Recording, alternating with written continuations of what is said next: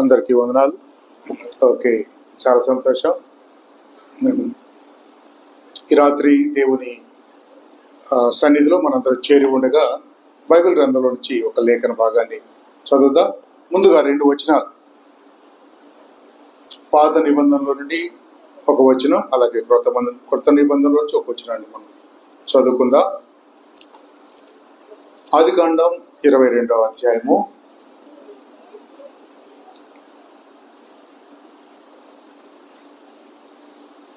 5వ వచనాన్ని చదువుకుందాం. ఆదికాండం 22వ అధ్యాయము 5వ వచనాన్ని మనం చదువుకుందాం. తన పని వారితో మీరు గాడిదతో ఇక్కడనే ఉండుడి, నేనును ఈ చిన్నవాడును అక్కడికి వెళ్ళి దేవునికి మ్రొక్కి మరలా మీదకు వచ్చిద్దామని చెప్పి. కృత నిబంధనలో ఒక వచనం చదువుదాం. ప్రకటన గ్రంథం 22వ అధ్యాయం. ప్రకటన గ్రంథం 22వ అధ్యాయం వచనము 9 చదువుకుందాం. వచనం 9. అతడు వద్దు సుమి, నేను నీతోనూ సహోదరులతోనూ గైగొను వారితోనూ సహదాసుడను దేవునికి నమస్కారము చేయుము అని చెప్పి. చదవబడిన ఈ లేఖన భాగాలు ప్రభు మన అందరి వెనుకల్లో దీవించినట్లు నేను కూడా చిన్న మాట ప్రార్థన చేస్తాను. చదువుకున్న లేఖనాలు దీవించినట్లుగా. నమ్మకమైన మా ప్రియపరలోక తండ్రి స్తోత్రం. మేము ప్రార్థించి ఆశించిన రీతిగా ఈ రాత్రి సమయంలో నాయన మరి హైవే గార్డెన్స్లో ఉన్న నీ ప్రియబిడ్డలతో కూడా కలిసి స్థానిక సంఘముతో మీ మాటలు వినడానికి, మీ మాటలను ప్రభు మేము ధ్యానం చేయడానికి మీరు అనుగ్రహించిన చక్కటి అవకాశంకై స్తోత్రం చెల్లిస్తా ఉన్నా. చదవబడిన ఈ లేఖన భాగాలను మీరే విరిచి పంచిపెట్టండి. ఆత్మ దేవుని సంచారము మా మధ్య ఉంటుంది. వాక్యం మీది తండ్రి, బోధించేది మీరు, నడిపించేది మీరు. అందుకై స్తోత్రం చెల్లించుకుంటున్నాం. మేము నిమిత్త మాత్రులం, మీ దాసులం మాత్రమే తండ్రి. మీరు చెప్పమన్నదే చెప్తూ ఉన్నాం. అయితే మేమందరం కూడా వినగలిగే హృదయాన్ని, గ్రహించగలిగే మనసును కలిగి నీ సన్నిధిలో వాక్యం వల్ల ఆశీర్వాదము, దీవెన పొందుకోవడానికి మీ కృప అందిస్తారని, తద్వారా మా జీవితాలు కట్టబడి మీలో ఆత్మీయంగా ఎదగడానికి కావాల్సిన కృప అందించమని యేసు ప్రభు నామములో స్తుతించి ప్రార్థిస్తున్నాము తండ్రి, ఆమేన్. మనం చదువుకున్న ఈ లేఖన భాగాల్లో 2 మాటలు ప్రత్యేకంగా చెప్పబడ్డాయి.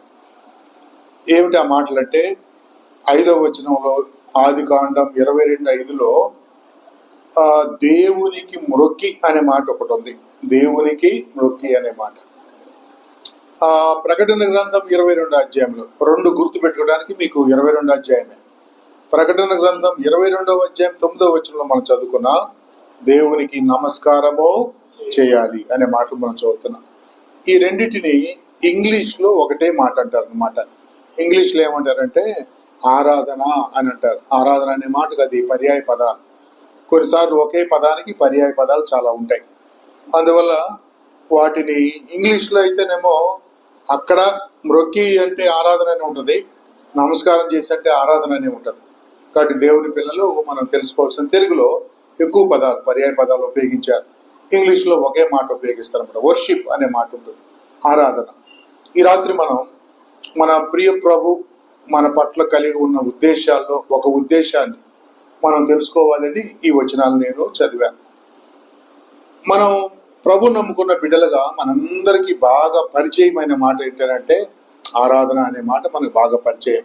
ఈ మధ్య పాటల్లో కూడా ఆ మాటను ఎక్కువగా పెడుతున్నారు. ఏ మాట ఎక్కువ పెడుతున్నారంటే ఆరాధన అనే మాట ఎక్కువ పెడుతున్నారు. పాటలు పాడేటప్పుడు మధ్యలో అనుపల్లవి అంటే తెలుసుగా, పల్లవి కాకుండా వచనం కాకుండా మధ్యలో ఒక సారి వచ్చిన తర్వాత మళ్ళీ అనే మాటను అనుపల్లవి అంటారు. ఈ అనుపల్లవిలో ఆరాధన ఆరాధన ఆరాధన అనే మాటలను మనం పాటల్లో కూడా చూడగలుగుతా ఉన్నాం. మొత్తం మీద ఆరాధన అనే మాట మనకి కొత్తది కాదు, మనందరికి బాగా పరిచయమైన మాట. ఆరాధన అనేది మనందరికి తెలిసిన మాట. అయితే ఈ రాత్రి మనం ఏం చేయబోతున్నామంటే ఈ ఆరాధన అనే మాటను దేవుడు ఏ విషయాల కోసం ఉపయోగించాడో మనము దాన్ని ఎలాగ అర్థం చేసుకున్నాం, ఎలాగ మనము ప్రభు సన్నిధిలో ఆరాధన చేస్తున్నాం, ఆ సంగతులను గురించి మనము క్లుప్తమైన ధ్యానం, ఎక్కువసేపు కాకుండా క్లుప్తమైన ధ్యానం మనము చేస్తాం. ఇక్కడ మ్రొక్కి అనే మాట మనం చదువుతున్నాం. సందర్భం చూడండి. సందర్భం ఏంటనంటే అబ్రహాము తన కుమారుడిని బలివ్వడానికి తీసుకెళ్తున్నాడు. బలివ్వడానికి తీసుకెళ్తూ అక్కడున్న పని వాళ్ళతో చెప్తున్నాడు, మేము అక్కడ దేవునికి మ్రొక్కి వస్తాము అని అన్నాడు. ఇప్పుడు అక్కడున్న సందర్భాన్ని బట్టి ఆరాధన అంటే ఏమిటో తెలుసా? బలి అర్పించటం అని అర్థం. ఆరాధన అంటే అర్థం ఏంటి? బలి అర్పించటం. కాబట్టి ఆరాధనలో బలి ఉంటుంది, ఆరాధనలో బలి ఉంటుంది. అది మనం గుర్తుపెట్టుకోవాలి. ఇక ఆఖరిగా మనము ప్రకటన గ్రంథంలో చదివేమే చివరి వచనాల్లో, అక్కడ నమస్కారము అని అన్నాడు. నమస్కారం అంటే అర్థం ఏంటో తెలుసా? దేవుని దగ్గర సాగిలి పడటం అన్నమాట, సాగిలి పడటం. కీర్తన 95 చూడండి. కీర్తన 95, కీర్తన 95 వచనం 7 అనుకుంటా. 95:7. రండి, వింటున్నారా? రండి, నమస్కారము చేసి సాగిల పడదము, మనల్ని సృజించిన యెహోవా సన్నిధిని మోకరించుదము. కాబట్టి ఆరాధనలో ఇంకొక భావం, మాట ఏంటంటే ప్రభు పాదాల దగ్గర సాగిల పడటం. సాగిల పడటం అంటే అర్థమైందో తెలుసా? మనల్ని మనం తగ్గించుకోవటం. ఇప్పుడు ఇద్దరు మనుషులు ఎదురెదురుగా నుంచున్నారు అనుకోండి. నేను 5.5 అడుగులే, నా ఎదురుగా నుంచున్నాను కూడా 5.5 అడుగులే. నన్ను గౌరవించాలి, నమస్కారం పెట్టాలి అనుకున్నప్పుడు ఏం చేస్తారు తెలుసా? ఎత్తు ఒకటే ఉంది కదా, కాకపోతే ఎదురుగా ఉన్న వ్యక్తిని గౌరవించాలనుకున్నప్పుడు ఈ వ్యక్తి ఏం చేస్తాడు మీ అందరికీ తెలుసు కదా. ఏం చేస్తారు చెప్పండి? కొద్దిగా వంగుతారు, కొంచెం అట్లా తల ఉంచి ఇట్లా ఇట్లా అంటారు. అంటే తగ్గించుకుంటున్నాను అని అర్థం అనమాట. ఈ తగ్గించుకోవడంలో బాగా తగ్గించుకోవాలంటే ఏం చేస్తే తగ్గించుకున్నట్టు అర్థమైంది? ఆదరిగా బోర్లగా పడుకోవాలన్నమాట. బోర్లగా ముక్కు నేల తగిలితే ఇక అంతకంటే తగ్గించుకోవడానికి ఇక కుదరదు. కాబట్టి సాగిల పడటం అంటే అది అర్థం అన్నమాట. దేవుడి దగ్గరికి వెళ్ళినప్పుడు మనిషి సాగిల పడి నమస్కారం చేయాలి. ఇదే మనం చదువుతున్నాం. రండి, నమస్కారం చేసి సాగిల పడదాము అనే మాట మనం చదువుతున్నాం. మనం దేవుని దగ్గరకు వెళ్ళినప్పుడు, దేవుని మనం ఆరాధన చేయాలి అనుకున్నప్పుడు మనం ఆయన దగ్గర ఎలా ఉండాలంటే సాగిల పడాలి. అంటే పాత రోజులు ఏంటనేమో శరీర సంబంధంగా సాగిల పడాలి. కానీ ఇప్పుడు మనం ఉంది నూతన నిబంధన కాలం. ఈ నూతన నిబంధన కాలంలో సాగిల పడటం అంటే అర్థమైంది తెలుసా? మన మనస్సును దేవుని మీద 100% ఉంచటం. హృదయములో తగ్గింపు ఉండాలి. పైకి తగ్గింపు నిజమైన తగ్గింపు కాదు.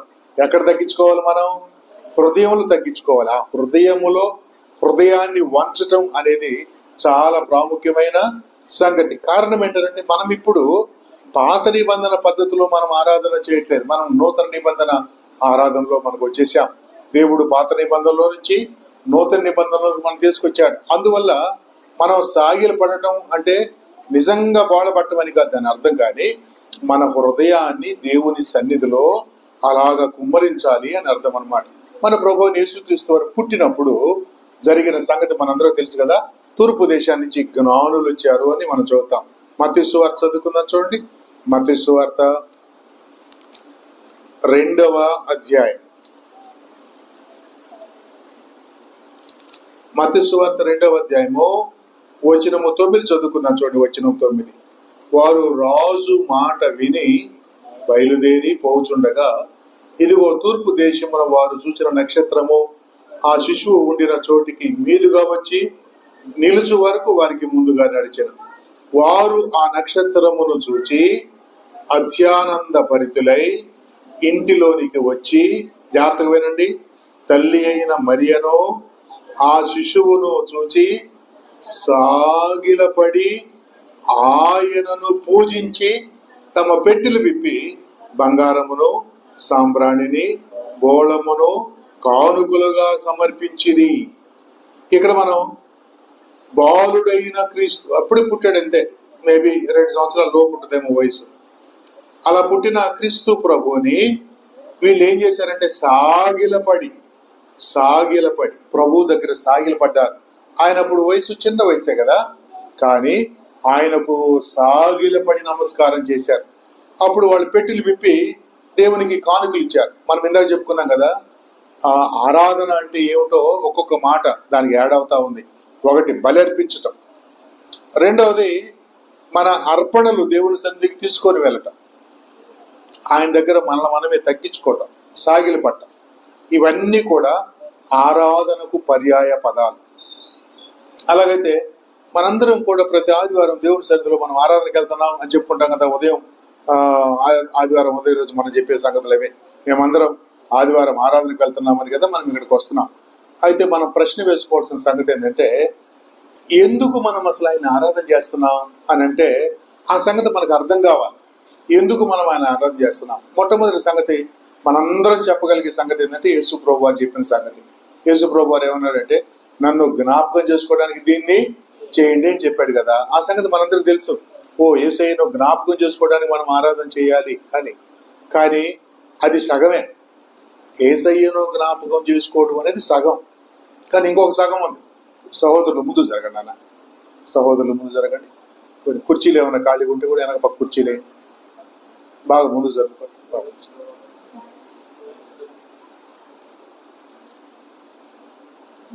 ముందు సర్దుకోండి బాగా. ఓకే,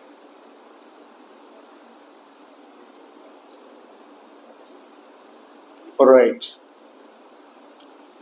ప్రభువు యొక్క శిలువ కార్యాన్ని, ఆయన మన కొరకే శిలువలో చేసిన బలి త్యాగం ఉంది కదా, దాన్ని మనం జ్ఞాపకం చేసుకొని నన్ను జ్ఞాపకం చేసుకోవడానికి దీన్ని చేయడం చెప్పాం. మనం అది బాగానే చేస్తున్నాం. కానీ అక్కడ ఇంకొక పని కూడా చేయాలి. ఏం చేయాలంటే, మన సంగతి కూడా మనం అర్థం చేసుకోవాలి. ఆరాధన చేసేవాళ్ళు, దేవుని ఆరాధన చేసేవాళ్ళు మన స్థితిగతులను కూడా మనం తెలుసుకుంటే ఆరాధన చేయడానికి మనకి గొప్ప అవకాశం ఏర్పడుతుంది. మనం గొప్పవాళ్ళవి అని అనుకున్నాం అనుకోండి, మనం ఆరాధన చేయలేం. మనం ఎవరమో, మన ఏ స్థితిలో నుంచి దేవుడు మనల్ని పిలుచుకున్నాడో, ఎలాంటి రక్షణ మనకి ఇచ్చాడో ఆ సంగతులు మన స్థితిగతులు ఎరగకపోతే మనము ప్రభువుని ఆరాధన చేయడం సాధ్యం కాదు. మొట్టమొదటిగా మనం దేవుని గురించి తెలుసుకోవాల్సిన సంగతి ఏంటంటే, ఆయనే మనలను సృజించెను. ఈ మాట మనకు అర్థం కావాలి. ఎవరు చేశారు మనల్ని? ఆయనే మనలను సృజించాను. ఏదేను తోటలో ఆదామును చేశాడు కదా దేవుడు, మట్టితో చేశాడు. మట్టితో చేతుల్లో ఆయన మట్టి ఆయన చేతులే ఇలాగా చేసి ఆదాము లాంటి బొమ్మను చేసి ఆయన ముక్కులో ఊపిరి ఊదితే అప్పుడు ఆయన నరుడు కదండి, జీవించు ఆత్మ, జీవాత్మ ఆయను అని మనం చూద్దాం. కాబట్టి ఆదాము స్పెషల్. ఎందుకంటే ఆదామును చేతులతోటే చేశాడు. హవ్వను ఎట్టు చేశాడు? మాకేం తెలుసు అంటారా? అంతే మరి. ఆదాము ప్రక్కటెముకను తీసి ఎముకతో చేశాడు కదా మళ్ళీ. అంటే హవ్వను కూడా చేతులతోటే చేశాడు. మరి మనందరినీ అమ్మా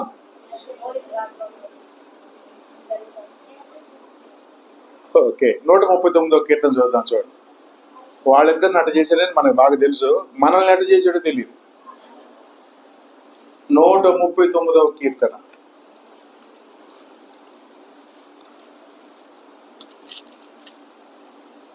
వచనం 13 చదువుకుందాం. చూడండి 13. వింటున్నారా? నా అంతరింద్రియములను, అంతరింద్రియములు అంటే అర్థం ఏంటి? బయటికి కనిపించే కాదు, లోపలుంటాయి. అంటే గుండె, కిడ్నీలు, ఊపిరితిత్తులు, మెదడు ఇట్లాంటి అనమాట. నా అంతరింద్రియములను నీవే కలుగు చేసిందివి. ఆ మాట అందరు చదవండి. నా తల్లి గర్భమందు నన్ను నిర్మించిన వాడవు నీవే. ఇప్పుడు చెప్పాలి, మనల్ని అమ్మ పొట్టలో చేసింది ఆయనేనంట. నిర్మించటం అంటే అర్థం ఏంటి? తయారు చేయటం. కాబట్టి నిన్ను నన్ను కూడా చేసింది మన ప్రభువే. ఆ రోజు ఆదామును ఎట్ట చేశాడో ఈ భూమి మీద ఉన్న ప్రతి మనిషిని ఆయనే, తన చేతులే మనకు ఒక రూపాన్ని ఇచ్చాయి. ఈ సంగతి మనం ఎన్నడూ మర్చిపోకూడదు. కాబట్టి మనం ఒక సింపుల్గా ఒక మాటను, ఆయన నమ్ముకున్న బిడ్డలమైన మనం ఒక మాటను మన హృదయంలో స్థిరపరచుకోవాలి. దాన్ని ఎన్నడూ కొట్టివేయకూడదు. నంబర్ 1, నన్ను నిర్మించిన వాడు నా దేవుడు. నన్ను నిర్మించిన వాడు నా దేవుడు అంటే అర్థమైందంటే నన్ను కన్నవాడు. దేవునికి తండ్రి అనే పేరు ఎందుకు వస్తుందో తెలుసా? మనందరికీ ఆయనే సృష్టికర్త కనుక, కాబట్టి ఆయన తండ్రి అనే పేరు ఆయనకు మాత్రమే, అది అందరికీ తండ్రి అని ఆయనకు మాత్రమే మనం పెట్టగలుగుతాం. ఎందుకంటే అందరినీ సృజించిన వాడు. ఆదామవ్వలు ఎలాగా చేతులు చేసేసాడో, నిన్ను నన్ను కూడా తల్లి గర్భములో నన్ను నిర్మించిన వాడవు నీవే అని భక్తుడు చెప్పినట్టుగా నిన్ను నన్ను కూడా చేసింది ఆయనే. దేవునికి మనము ఇంకొక విషయానికి మనము కృతజ్ఞత చెప్పాలి. ఎందుకు చెప్పాలంటే, ఇప్పుడు నేను ఇలా ఉన్నానా, ఇక నాలాంటి వాళ్ళు ఈ ప్రపంచంలో ఎవరూ లేరు, నాలాగా ఇంకెవ్వరు ఉండరు. నన్ను తీసుకెళ్ళి అడవిలో పడేసిన, ఒక 50 సంవత్సరాలు అమెరికాలో ఉండి మళ్ళీ అక్కడికి వచ్చిన మీ దగ్గరికి రావడంతో మీరు నన్ను ఏమంటారు? ప్రేమానంద అంకుల్ అంటారా? అంటారా లేదా సుబ్బారావు అంటారా? అంటారు. ఎందుకంటారు? నాకు ఒక రూపం ఉంది కదా, ఈ రూపం నాకు తప్ప ఇంకా ఎవరికి లేదన్నమాట. కాబట్టి దేవుడు నన్ను ఒక స్పెషల్గా చేసుకున్నాడు, ప్రత్యేకంగా చేసుకున్నాడు. అలాగే మన అందరినీ కూడా దేవుడు ప్రత్యేకంగా, నీలాగా ఇంకొకరిని ఎవరిని చేయలేదు దేవుడు, నీలాగా నువ్వు ఒక్కరివే ఉన్నావు. మనలను సృజించింది ఆయన, మనలను నిర్మించింది ఆయన, మనలను ప్రత్యేకంగా చేసుకుంది కూడా ఆయన. కీర్తన 100 చూడండి, 100వ కీర్తన 100లో ఆ మాట 3వ వచనం చూద్దామా? యెహోవాయే దేవుడని తెలుసుకొనుడి, ఆయనే మనలను పుట్టించెను, మనము ఆయన వారము, మనము ఆయన ప్రజలము, ఆయన మేపు గొర్రెలము. అలాగైతే ఆయనే మనలను పుట్టించెను, ఈ ఒక మాట మనం ఎన్నడూ మర్చిపోకూడదు. కాబట్టి నేను ఈ భూమి మీద ఒక మనిషిలాగా ఉన్నాను అని అంటే దాన్ని చేసింది మన ప్రభువు, మన దేవుడు. సో ఈ విషయంకు మనం ఏం చేయాలంటే దేవునికి వందనాలు చెప్పాలి. ప్రభువా, నన్ను ఒక మనిషిగా ఈ భూమి మీద ఉంచావు, అందుకు నీకు స్తోత్రం అని చెప్పాలి. రెండవది, మనం మనుషుల్లాగా ఈ భూమి మీదకి వచ్చాం, మంచిదే, కానీ బతకాలంటే మనకు ఆయుష్ ఉండాలి. ఆయుష్ ఎవరు ఇస్తారు? మనం సంపాదించుకునేది కాదు. ఏ డాక్టర్ దగ్గరికి వెళ్ళి నేను ఎన్ని సంవత్సరాలు ఈ భూమి మీద బతుకుతాను అని అంటే ఎవరు చెప్పలేరు. వాళ్ళు ఒక మాట చెప్తారు, అయ్యా రోజు కొద్దిసేపు నడిస్తే ఆరోగ్యానికి మంచిది, గుండెకి మంచిది, ఒక 60-70 ఏళ్ళు బతుకుతారు అని అంటారు. పాపం ఒక ఆయన ఇట్లా ఆరోగ్యానికి మంచిదని బాగా ఎక్సర్సైజ్ చేస్తా ఉన్నాడు రోజు. ఆ 36 సంవత్సరాలు ఆయనకి ప్రపంచంలోనే నంబర్ 1, 250 కేజీలు ఉంటాడు ఆయన. మంచి ఎక్సర్సైజ్ బాడీ. రోజుకి ఆయనకి భోజనంలో 5 కేజీలు మాంసం, అందుకే ఎక్కువ తింటాడు. ఒక 5 కేజీలు మాంసం తింటాడు ఒక రోజుకి, అంతే, అంత తింటాడు. ఆయన కండలు తిరిగి బ్రహ్మాండంగా ఉంటాడు. అందరూ ఒకసారి ఇటు అనాలనిపించింది, మగవాళ్ళు కూడా ఇటు పోయి ఇటు అనాలనిపించింది అనమాట. ఆయన ఇటు పట్టుకోవాలనిపిస్తుంది, అంత సూపర్గా ఉంటాడు ఆయన. సడన్గా పోయిన ఒక 2 వారాల క్రితం గుండెపోటు వచ్చి చచ్చిపోయాడు. వాళ్ళ భార్య ఫోన్ చేసి, అయ్యయ్యా ఈయన కొట్టుకున్నాడు రండి అని వస్తే డాక్టర్లు వచ్చారు, అంబులెన్స్ వచ్చింది. అంబులెన్స్లో 2 దిగారు. 2 దిగితే ఈడు అంబులెన్స్లో ఎక్కించాలిగా, 250 కేజీలు ఆడెక్కుతారు ఎక్కట్లా. ఆ నర్సి ఈ నర్సి మొత్తం 1/2 డజన్ మంది, 6గురు ఎత్తితే గాని ఆ అంబులెన్స్లోకి పోలేదు. కానీ ప్రాణం మాత్రమే ఏమైపోయింది, ఒక చిటికలో, అంతే. డాక్టర్లు అన్నారు చచ్చిపోయిన ఆయన్ని పట్టుకొచ్చారు మీరు అన్నారు. చనిపోయిన తర్వాత తీసుకొచ్చారు, హార్ట్ అటాక్ వచ్చి చచ్చిపోయారు. ఎందుకు నేను ఈ సంగతి చెప్తున్నానంటే, మనం ఈ భూమి మీద బతుకుతున్నామంటే ఆయుష్ ఇవ్వాల్సింది ఎవరు? డాక్టర్లు, మనుషులు, గొప్పోళ్ళు ఎవరూ కాదు. మనంతటి మనం కూడా ఆయుష్ సంపాదించుకోలేం. 2 సంగతులు మనం మనల గురించి మనం మాట్లాడుకుంటున్నాం. నంబర్ 1 ఏంటో తెలుసా? మనం అసలు ఈ భూమి మీదకి రావాలంటే మన ప్రభువు కారణం. నువ్వు ఈ భూమి మీద ఉన్నావంటే దేవుడు కారణం. అందుకు మనం దేవుడికి ఎంత కృతజ్ఞతగా జీవించాలి కదా. రెండోది, మనము ఆయుష్తో ఉన్నామంటే అది కూడా దేవుడు ఇచ్చిందే కదా. అందుకు మన ప్రభుని మనం స్తుతించాలి, మనం కీర్తించాలి. 3వ సంగతి మనం చదువుతాం. అదేమిటంటే, పాపం వల్ల మానవుడు నిత్య నాశనాన్ని కొని తెచ్చుకున్నాడు. ఏదైనా తోటలో ఆదాము ఎలాగో మనందరం కూడా పాపం చేశాం. చాలా మందికి తెలియక ఆదాము ఒక్కడే తప్పు చేశాడు, ఆదాం పాపం మనందరి మీదకి వచ్చిందని అనుకుంటాం. కానీ అలా ఏం కాదు. ఆదాము ఎలాగ పాపం చేశాడో మనం కూడా అలాగే పాపం చేశాం. పాపం చేసిన కారణం చేతే మనందరికీ పాపం వలన వచ్చే సమస్య వచ్చేసింది. పాపం వలన వచ్చు జీతము మరణం. పాపం వలన మనకి ఇంకేమేమి వచ్చినాయి తెలుసా? పాపం వలన మనిషి 3 సంపాదించుకున్నాడు. నంబర్ 1, పాపం చేసిన ఆ రోజే దేవుడు ఆదాముని ఎత్తుకుంటూ వచ్చాడు. ఏదైనా తోటలోకి వస్తే, ఆదామా ఎక్కడా అని అడిగాడు. ఆదాం ఏం చెప్పాడు తెలుసా? అయ్యా, నీ స్వరం విని భయపడి దాక్కున్నాను అని అన్నాడు. ఏమైందంటే ఆయనకి భయం వచ్చింది. కాబట్టి పాపం వల్ల మనుషుడు మొట్టమొదటి ఏం సంపాదించుకున్నాడు? భయాన్ని సంపాదించుకున్నాడు. రెండవది, పాపం వలన మనిషికి మరణం వచ్చింది. అప్పటిదాకా మరణం లేదు, మరణం సంపాదించుకున్నాడు. ఇక ఈ మరణానికి భయానికి మధ్యలో మరణానికి సహాయం చేయడానికి ఏమొచ్చిందో తెలుసా? రోగం వచ్చింది. ఏమొచ్చింది? చచ్చిపోవాలంటే ఏం కావాలి మనిషికి? ఏదో ఒక జబ్బు కావాలి. ఏదో ఒక జబ్బు వస్తే చచ్చిపోతారు మనిషి. కాబట్టి ఈ మూడు కూడా ఎలా సంపాదించుకున్నాడు మనిషి? పాపం వల్లనే సంపాదించుకున్నాడు. ఇప్పుడు మనిషి పరిస్థితి ఏమిటి అని అంటే, మనందరం కూడా నిత్య నరకాగ్ని గుండానికి పాత్రులము. రోమీలకు రాసిన పత్రిక 5వ అధ్యాయం 12వ వచనం చదువుకుందాం, చూడండి. ఈ పాపాన్ని, ఈ భయాన్ని, ఈ రోగాన్ని, ఈ రెండవ మరణాన్ని మనుషుడు ఎలాగ సంపాదించుకున్నాడో, ఆదాము ఎలాగ సంపాదించుకున్నాడో మనం కూడా అలాగే సంపాదించుకున్నాం. 5:12 చదువుతారా? వినండి జాగ్రత్తగా ఈ మాట. ఇట్లుండగా, వినండి వినండి వినండి, ఒక మనుషుని ద్వారా పాపమును, పాపము ద్వారా మరణమును లోకంలోకి రావటానికి ఒక మనిషి సహాయం చేశాడు అంతే తప్ప మనందరికి ఆయన ఏం తీసుకొచ్చి అంటించలేదు. ఒక మనుషుని ద్వారా పాపం వచ్చింది, పాపం ద్వారా మరణం వచ్చింది. అలాగుననే మనుషులందరూ పాపము చేసినందున మరణము అందరికి సంప్రాప్తమాయను. కాబట్టి ఇప్పుడు చెప్పండి, ఆదాము పాపం చేస్తే ఎవరికి మరణం వచ్చింది? ఆయనకు వచ్చింది. అవ్వ పాపం చేస్తే ఎవరికి వచ్చింది? అవ్వకు మరణం వచ్చింది. మనం పాపం చేస్తే ఎవరికి వచ్చింది?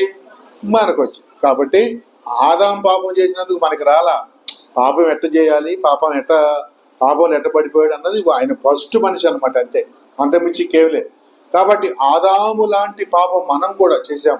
మనుషులందరూ పాపం చేసినందున మరణము అందరికీ సంప్రాప్తమైంది. ఇప్పుడు మనిషికి ఉన్న సమస్యల్లో పెద్ద సమస్య ఏమిటంటే పాపం అనేది పెద్ద సమస్య. ఇప్పుడు చూడండి, ఈ సమస్యకు దేవుడే పరిష్కారము చేశాడు. ఏం చేశాడు ఆయన అనంటే, పాప పరిహారం చేయాలి, మన పాపానికి పరిహారం పొందుకోవాలి. అందుకని దేవుడే ఆలోచన చేశాడు. మనం అడగలేదు, మనం కోరుకోలేదు. మన పాపాల కోసం పరిహారం ఎవరు చేయాలనుకున్నారు?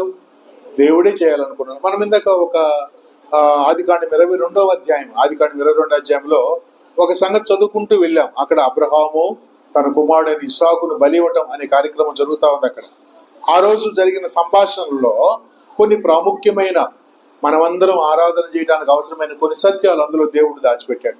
ఏమిటి అని అంటే, వాళ్ళు బలర్పించడానికి వెళ్తున్నామని ఇంట్లో చెప్పేశారు. బలర్పించడానికి వెళ్తున్నామని చెప్పారు. గాడిదని తీసుకున్నారు, పని వాళ్ళు ఉన్నారు, నిప్పు ఉంది, కత్తి ఉంది కదండి, ఆ కట్టెలు కూడా ఉన్నాయి, కాల్చడానికి కట్టెలు ఉన్నాయి. సో బలికి ఇంకొక బలి పశువు ఒకటి ఉండాలి. ఈ 4 ఉంటే బలి అర్పిస్తారు. ఇస్సాకు యవనస్తుడు, అంతకుముందు వాళ్ళ నాన్నగారు చాలాసార్లు బలు అర్పించాడు. అది ఆయన చూస్తూ ఉన్నాడు. అబ్రహాం కూడా చెప్తా ఉన్నాడు తన బిడ్డకి, నాన్న దేవునికి మనం ఇలాగ బలి అర్పించాలి అని. ఒకరోజు సడన్ గా తన కుమారుని తీసుకొని బయలుదేరి వెళ్ళిపోతున్నాడు మోరియా పర్వతం అంటే ఎందుకు కాదు, యెరూషలేంలో మన ప్రభువుని యేసుక్రీస్తు వారు సిలువ వేయబడిన స్థలమే, ఆ స్థలమే, అక్కడికే. అంతకుముందు దాన్ని మోరియా పర్వతం అని పిలిచేవాడు. బేర్షిబా నుండి మోరియాకు బయలుదేరారు. బేర్షిబా అనేది ఇజ్రాయెల్ దేశంలో ఈ యెరూషలేము కంటే ఇంకా కింద ఎడం వైపున, మీరు కానీ వెనక పక్క పటాలు ఉంటాయి కదా, ఆ పటాల్లో చూస్తే బొమ్మలు ఉంటాయి కదా, క్రొత్త నిబంధన పాలస్తీనా అనే బొమ్మ ఉంటుంది. ఆ బొమ్మలో చివరి ఉంటుంది బెయేర్షెబా అనేది. ఆ బెయేర్షెబా తర్వాత ఇంకేం ఊర్లు ఉండవు, అక్కడి నుంచి అంత ఎడారి ఉంటుంది. అక్కడ అబ్రహాము తన గుడారం వేసుకొని ఉండగా అక్కడ నుండి దేవుడు ఈ ఇస్సాకును బలి ఇవ్వాలి అని పిలిచాడు. అప్పుడు ఇస్సాకును తీసుకొని వెళ్తూ ఉంటే అక్కడ ఇస్సాకు ఒక ప్రశ్న అడుగుతాడు, చాలా మంచి ప్రశ్న అడుగుతాడు. ఏమిటా మంచి ప్రశ్న అంటే, సడన్ గా వాళ్ళ నాన్నకి గుర్తు చేస్తారనమాట. డాడీ, మరి మనం బలు అర్పించినప్పుడు చాలాసార్లు నేను కూడా నీతో ఉన్నాను, నాకు కొన్ని విషయాలు అర్థమైపోయినాయి. ఏంటంటే బలి అర్పించాలంటే ఖచ్చితంగా బలి పశువు ఉండాలి కదా, గొర్రెపిల్ల ఉండాలి కదా, బలి పశువు ఉండాలి కదా, ఇంకేముండాలి, మొత్తం 4 అని చెప్పుకున్నాం ఇందాక మనం. ఏమేమి ఉండాలి? కత్తి ఉండాలి, నిప్పు ఉండాలి, కట్టెలు ఉండాలి, వాటి మీద దహించడానికి బలి అర్పించడానికి బలి పశువు ఉండాలి. సడన్ గా ఇస్సాకు మధ్యలో చూసి 3 ఉన్నాయి, 1 లేదు. 3 ఉన్నాయి, 1 లేదు. అప్పుడు అడిగాడు, నాన్న గొర్రెపిల్ల ఎక్కడా అని అడిగాడు. బలి అర్పించడానికి బలి పశువు ఏది అని అడిగాడు. నిజానికి పాపం ఆ అబ్బాయికి తెలియదు కదా, వాళ్ళ నాన్న ఆయన్నే అర్పించబోతున్నాడు. అయితే చూడండి, అబ్రహాము చెప్పిన సమాధానం చాలా ప్రాముఖ్యమైనది. అబ్రహాం ఏం చెప్పాడు? బలికి గొర్రె పిల్లను దేవుడే చూసుకుంటాడు అని చెప్పాడు. బలికి గొర్రె పిల్లను దేవుడే చూసుకుంటాడు. దాన్ని హిబ్రూలో యెహోవా ఈరే, జెహోవా జైరే అని ఇంగ్లీష్లో అంటారు. యెహోవా ఈరే అంటే కొండ మీద దేవుడే చూసుకుంటాడు, బలి పశువుని ఆయనే చూసుకుంటాడు అని చెప్పేశాడు. అబ్రహాము నోటిలో నుండి ఒక మాట వచ్చింది. ఏ మాట వచ్చిందంటే, బలి కోసం పశువుని ఎవరు చూసుకుంటారు? దేవుడే చూసుకుంటాడని వచ్చింది. ఆ రోజు ఇస్సాకుని బలి ఇవ్వాలి అనుకుంటున్నాడు, కానీ దేవుడు వద్దులే అన్నాడు. వేరే గొర్రె పిల్లను, పొట్టేలను బలి అర్పించారు. కానీ అసలు సంగతి ఏంటంటే, అసలు మానవులందరి కోసం బలి పశువు మన ప్రభు అయిన యేసుక్రీస్తు వారు ఈ లోకానికి గొర్రె పిల్లలాగా ఈ లోకానికి వచ్చాడు. ఆయన వచ్చినప్పుడు బాప్తిస్మిచ్చే యోహాను ఆయన గురించి ఇలా మాట్లాడుతూ వచ్చాడు. అన్నాడు, ఇదిగో లోక పాపాలను మోసుకొని పోయే దేవుని గొర్రె పిల్ల అని చెప్పాడు. కాబట్టి దేవుని గొర్రె పిల్ల అని మన ప్రభు అయిన యేసుక్రీస్తు వారు చూపించాడే. ఇది దేనికి సమాధానమో తెలుసా? ఆ రోజు అక్కడ ఇస్సాకు అడిగిన ప్రశ్నకు సమాధానం అన్నమాట. అక్కడ అడిగాడు, గొర్రెపిల్ల ఏదైనా అడిగాడు. అదిగో ఆయన చెప్తున్నాడు, బాప్తిస్మిచ్చాను, ఇదిగో అని అంటున్నాడు. ఇదిగో అని అన్నాడు. ఇదిగో లోక పాపాలను మోసుకొని పోయే దేవుని గొర్రెపిల్ల. అలాగైతే మన ప్రభు వారు ఈ లోకానికి ఎందుకు రావలసి వచ్చిందో మనందరికి తెలుసు. ఆయన మనందరి కోసం శిలువలో బలైపోయి ఆయన అమూల్యమైన రక్తాన్ని, ప్రాణాన్ని మన కొరకు ధారపోస్తే, పాపము లేని రక్తము గనుక మనందరికి పవిత్రత కలుగుతుంది, పరిశుద్ధత కలుగుతుంది. ఆయన రక్తములోనే మనకి విమోచన కలుగుతుంది. ఆయన రక్తం పవిత్రమైంది అని దేవుడికి తెలుసు, మన ప్రభువు కూడా తెలుసు. కానీ ఈ లోకం కూడా నిరూపించింది. ఈ లోకం కూడా నమ్మని లోకం కూడా ఆయన పవిత్రమైన రక్తం అని చెప్పింది. నంబర్ 1 ఎవరు చెప్పారు ఆ మాట అనంటే, యేసు ప్రభువుని పట్టించాడే ఇస్కరియోతు యోధ. యేసు ప్రభువుని పట్టించిన తర్వాత 30 వెండి నాణ్యాలు ఆయన తీసుకున్నాడు. ఆ తర్వాత ఆయనకు అర్థమైపోయింది, అయ్యో నేను ప్రభువుని అనవసరంగా పట్టించిన వాళ్ళు చంపేస్తున్నారు, కాబట్టి నేను నిరపరాధి రక్తాన్ని నేను ఒలికిస్తున్నాను అని తను తానే ఊరు పెట్టుకొని చచ్చిపోయాడు. వినండి జాగ్రత్తగా, అక్కడ ఆయన అన్న మాట ఏంటంటే, నిరపరాధి అంటే ఆయనలో ఏ అపరాధమో లేదు అని చెప్పేశారు. ఇక ఆయన్ను విమర్శించిన ఇద్దరు. నంబర్ 1 పిలాతు దగ్గర మన ప్రభు వారు నిలబడినప్పుడు పిలాతు ఏమన్నాడంటే, ఈయనందు నాకు ఏ నేరమో కనిపించట్లా, కాబట్టి ఆయన ఎవరు అంటే పరిశుద్ధుడు, నేరం లేని వాడు పరిశుద్ధుడు. సరే, ఆయన ఒక్కడే కాకుండా గలిలయ ప్రాంతానికి రాజుగా ఉన్నాడు హేరోదు, మహాహేరోదు యొక్క కుమారుడు, చిన్న హేరోదు. ఈయన్ని చతుర్థాధిపతి అయిన హేరోదు అంటారు. ఈ హేరోదు కూడా ఆ దినాల్లో యెరూషలేములో ఉన్నాడు. ఉంటే ఈ పిలాతు ఏం చేశాడు తెలుసా? యేసు ప్రభువుని ఆయన దగ్గరికి పంపించాడు. నువ్వు కూడా విమర్శించండి, ఈయన్ని విమర్శించి ఏదైనా తీర్పు చెప్పండి అని. మహాహేరోదు కూడా ఆయన విమర్శించిన హేరోదు, చతుర్థాధిపతి అయిన హేరోదు ఆయన విమర్శించిన తర్వాత వెనక్కి మళ్ళీ పిలాతు దగ్గరికి పంపించేటప్పుడు ఏమని పంపించాడు తెలుసా? ఈయనందు నాకు ఏ నేరమో కనపట్లేదు, చంపేయడానికి ఏ నేరమో కనిపించట్లేదు. కాబట్టి చూడండి, పిలాతు యేసు ప్రభువులో నేరం లేదని చెప్పాడు. రాజు ఈయనలో ఏ నేరము లేదని చెప్పాడు. పట్టించిన శిష్యుడు ఈయనలో ఏ అపరాధము లేదని చెప్పాడు. ఇక సిలువ వేయటానికి ఎవరికైతే అప్పగించారో ఆ సైన్యాధ్యక్షుడు కూడా ఆఖరిలో ఆయన చెప్పిన మాట ఏంటంటే, ఈయన ఏ అపరాధము చేసినా ఈయన నీతిమంతుడు అని అక్కడ తీర్మానం చేశాడు. అలాగైతే ఈ నలుగురు కూడా దేవుని నమ్మనోళ్లే. యోధా దేవుని నమ్ముకున్నవాడు కాదు, ఇస్కరియోతు యోధా నమ్మలేదు. ఏ రోజు కూడా ఆయన ప్రభువా అని పిలిచినవాడు కాదు, బోధకుడా అని పిలుస్తాడు అంతే. దేవుడా ప్రభువా అని ఎన్నడూ పిలిచిన వాడు కాదు, నమ్మనివాడే. అలాగే ఈ ముగ్గురు కూడా నమ్మని వారు అయినప్పటికీ కూడా వాళ్ళందరూ కూడా మన ప్రభు నీతిమంతుడు, అపరాధము లేనివాడు అన్న సంగతిని వాళ్ళు జ్ఞాపకం చేశారు. అలాగైతే క్రీస్తు ప్రభు సర్వ మానవ పాప పరిహారం కోసం కలవరిలో ప్రాణం పెట్టేటప్పుడు ఆయనలో అపరాధము లేనివాడుగా, పాపము లేనివాడుగా, పవిత్రమైన రక్తము, ఆ కారణాన్ని బట్టే, పవిత్రమైన రక్తమైన కారణాన్ని బట్టి ప్రపంచంలో ఉన్న అందరి పాపాలను క్షమించగలిగినంత శక్తి ఆ రక్తానికి మాత్రమే ఉంది. ఆ విషయాన్ని మనం గుర్తుపెట్టుకోవాలి. కాబట్టి యేసు ప్రభు వారు ఈ భూమి మీద పుట్టిన మానవులందరి కోసం చచ్చిపోయాడు, ఆదాము మొదలుకొని. రేపు యేసు ప్రభు వారు ఈ భూమి మీదకి వచ్చేటప్పుడు ఆఖరిగా పుట్టేవాళ్ళు అందరి కొరకు, నమ్మని నమ్మకపోని కానీ అందరి కొరకు ఆయన ఏం చేశాడు? ప్రాణం పెట్టాడు. అందరి కొరకు ఆయన రక్తం కార్చాడు, అందరి కొరకు కార్చాడు. అయితే నమ్మిన వాళ్ళకి క్షమాపణ కలుగుతుంది, నమ్మకపోతే క్షమాపణ లేదు. ఒక చిన్న ఎగ్జాంపుల్ చెప్తాను, మీకు అర్థమవుతుందని ఈ ఉదాహరణ చెప్తాను. ఒక క్లాసు బిఏ చదువుతూ ఉన్నారు, 3వ సంవత్సరం. ఆ క్లాసులో 20 మంది పిల్లలు ఉన్నారు. అందరు బాగా చదువుతారు, అందరు ఫస్ట్ క్లాస్ వాళ్ళే. ఆఖరి తక్కువ మార్క్ అంటే 60 మార్కులు వస్తాయి అంతే. మిగిలిన అందరూ 90, 80, 70 అటు అందరు ఫస్ట్ క్లాస్ వాళ్ళే. అందరు పరీక్షలు రాశారు, అందరికి మార్కులు వచ్చినాయి. ఒకటికేమో అసలు 100కు 100 వచ్చేసింది. ఇక కొంతమంది 99, 98, 90, 60, 70 అంత పర్సెంటేజ్ వచ్చినాయి. 20 మంది పాస్ అయిపోయారు. ఆ తర్వాత గవర్నమెంట్ వాళ్ళు ఏం చేశారంటే ఆఫీసర్ పోస్టులు వేశారు. ఇదిగో పలానా పోస్టు మీరు కానీ పరీక్ష రాసి అంటే అప్లికేషన్ పెట్టుకుంటే మీకు ఉద్యోగం ఇస్తాం, ₹1,00,000 జీతము అని. విచిత్రం ఏం తెలుసా? 19 మందికి వచ్చింది ఉద్యోగం.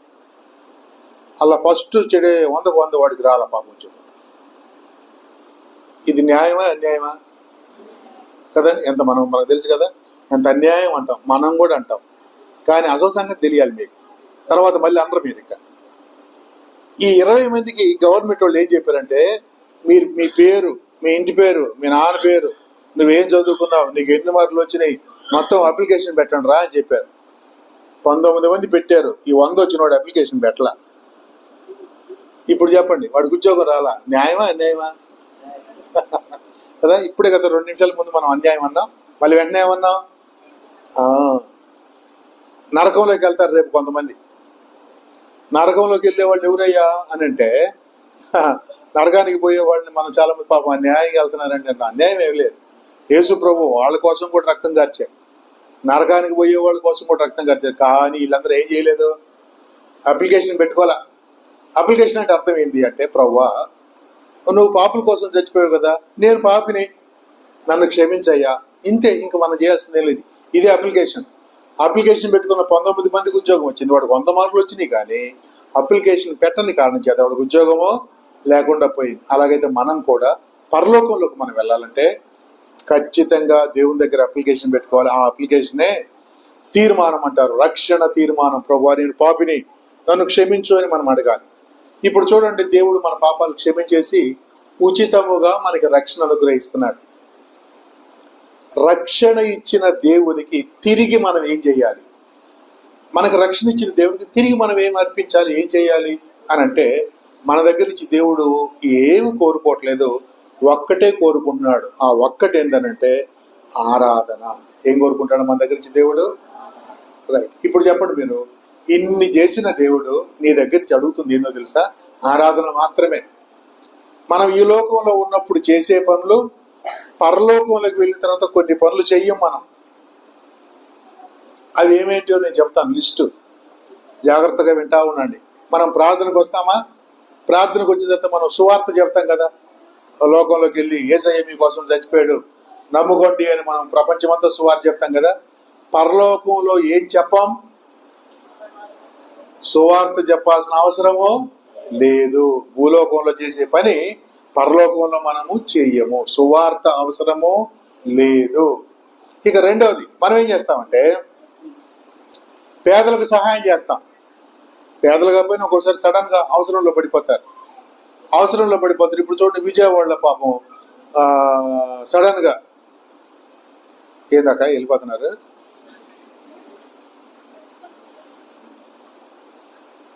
ఓకే, పాపం బాగా ఉన్న వాళ్ళు కూడా మొత్తం కట్టు బట్టలతో బయటకు వచ్చేస్తే అన్ని తడిసిపోయి కార్లు, 60 లక్షలు 70 లక్షల కార్లు, ₹1,00,00,000 ఇళ్ళు, దాని లోపల ₹1,00,00,000 ఆస్తి. భయంతో వాళ్ళు ఇల్లు వదిలి పరిగెత్తి బయటికి వెళ్ళిపోతే అవన్నీ నీళ్లలో 20 రోజులు నానిపోతే వాళ్ళు ఎదురు చూస్తున్నారు, ఎవరన్నా సహాయం చేస్తారేమో, ఈరోజు అంత అన్నం పెడతారేమో.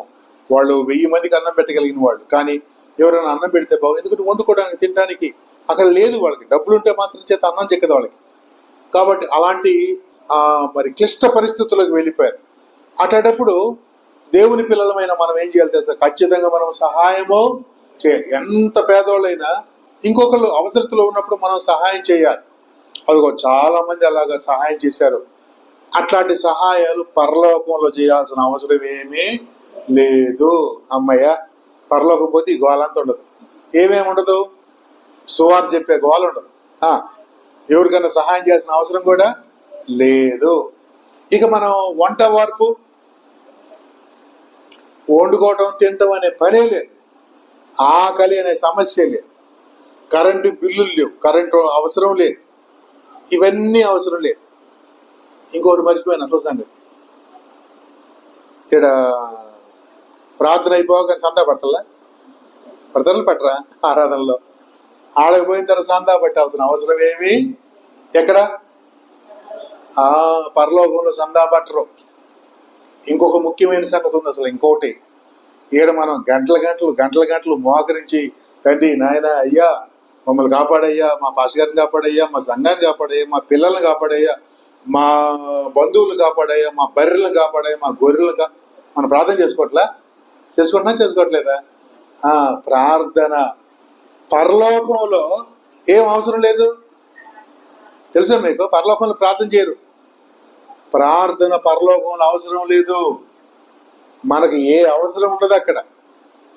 అట్టగాని మనం చూసుకుంటా పోతే ఈ భూలోకంలో మనకు అవసరమైనవి చాలా, పరలోకంలో అవసరమే లేదు. అయితే ఒక్కటి మాత్రం ఏడు నుంచి ఆడదాకా ట్రాన్స్ఫర్ అయి వచ్చింది, మనతో పాటు వచ్చింది. ఏమొచ్చిందో తెలుసా? ఆరాధన మాత్రం ఆడ కూడా చేయాల్సిందే. ఏడు ఆరాధన చేస్తాం, అక్కడ కూడా ఏం చేయాలి? ఆరాధన అక్కడ కూడా చేస్తాం. ఇంకేమైనా చేస్తామా అంటే ఇంకా ఆడ చేయడానికి ఇంకేం పనులు లేవు. చేయాల్సింది ఒకే ఒక పని. ఆ ఒక్క పని ఎందుకు తెలుసు? అక్కడ ఆరాధనే. అలాగైతే ఇప్పుడు మనం ఆలోచన చేయాల్సిన విషయం ఏంటంటే, ఆరాధన అనేది పరలోకంలో కూడా జరిగింది. ఆ ఆరాధన ఇప్పుడు మనం చేస్తున్నాం అంటే ఎంత గొప్ప విషయం ఆరాధన అంటే. ఎంత గొప్పది కదా! ఇక్కడ చేసే ఆరాధన ఎక్కడి దాకా వెళ్ళిపోతాం? మళ్ళీ మనం ఆ ఆరాధనతోనే మనము పరలోకం వెళ్తాం. పరలోకములు కూడా కోటాన దూతలు నిత్యం ఆరాధన చేస్తూ ఉంటారు. అది దూతల ఆరాధన. ఆయన నమ్ముకున్న బిడ్డల ఆరాధన చేస్తారు. అది దేవుని సంఘం చేసే ఆరాధన. మనం దూతలతో కూడా కలిసి అద్భుతమైన ఆరాధన చేస్తాం. ప్రకటన గ్రంథం 5వ అధ్యాయం చూడండి. ప్రకటన గ్రంథం 5వ అధ్యాయం.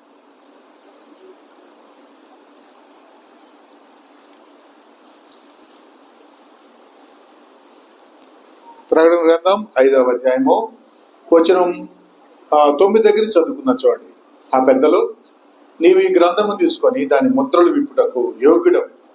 నీవు వధింపబడిన వాడివై నీ రక్తమిచ్చి ప్రతి వంశంలోను, ఆయా భాషలు మాట్లాడేవారిలోను, ప్రతి ప్రజలోను, ప్రతి జనములోను దేవుని కొరకు మనుషులను కొని మా దేవునికి వారిని ఒక రాజ్యముగాను యాజకులుగాను చేసిందివి కనుక వారు భూలోకమందు ఏలుదరని క్రొత్త పాట పాడు. మరియు నేను చూడగా సింహాసనమును